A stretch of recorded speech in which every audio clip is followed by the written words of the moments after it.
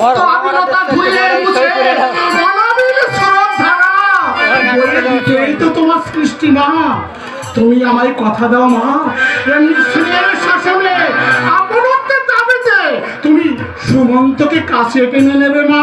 নেব বাবা, কথা দিলাম। তুমি আমায় নিশ্চিন্ত করলে মা। দাও ওষুধটা খেয়ে আমি দলিলে সইটা করে দিই মা, দলিলে সইটা করে দিই।